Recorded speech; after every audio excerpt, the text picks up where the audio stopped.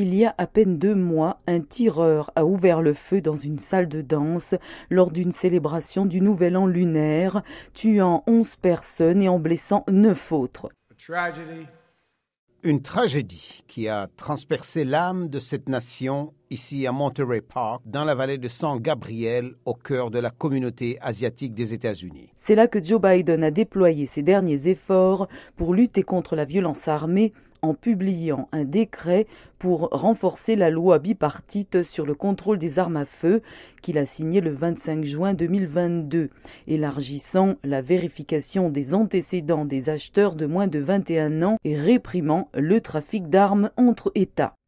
Mon décret ordonne à mon ministre de la Justice de prendre toutes les mesures légales possibles pour nous rapprocher le plus possible de la vérification universelle des antécédents sans nouvelle législation. Les défenseurs du contrôle des armes à feu ont salué ce décret. Cela concernera la majorité des personnes qui vendent des armes à but lucratif et les forcera à prendre cette décision, qu'elles veuillent ou non continuer à vendre des armes à feu ou qu'elles veuillent ou non devenir revendeurs agréés et vendre des armes avec vérification des antécédents.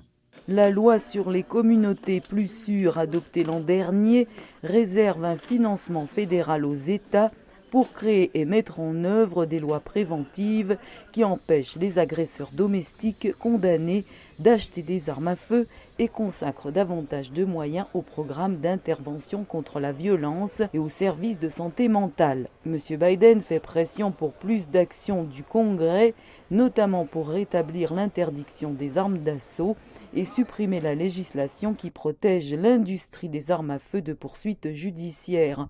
Certains observateurs estiment que c'est un signe de changement dans la politique américaine des armes à feu. Le mouvement pour la sécurité des armes à feu lui-même fait un bien meilleur travail pour pousser les alliés démocrates à agir sur cette question. Et je pense que l'autre est la diminution du pouvoir de la National Rifle Association, qui n'est plus aussi effrayante qu'auparavant pour les démocrates. Avec de faibles perspectives de législation sur les armes à feu à la Chambre des représentants, contrôlée par les républicains, les militants veulent que le président Biden prenne d'autres mesures exécutives, notamment en nommant une personne ressource pour coordonner les réponses fédérales à la violence armée et en ordonnant à l'agence chargée de superviser les licences d'armes à feu de révoquer celles des récidivistes. Les États-Unis ont des lois faibles sur les armes à feu par rapport à d'autres pays industrialisés et possèdent le plus d'armes à feu au monde, soit environ 390 millions, ce qui représente plus d'une arme par habitant.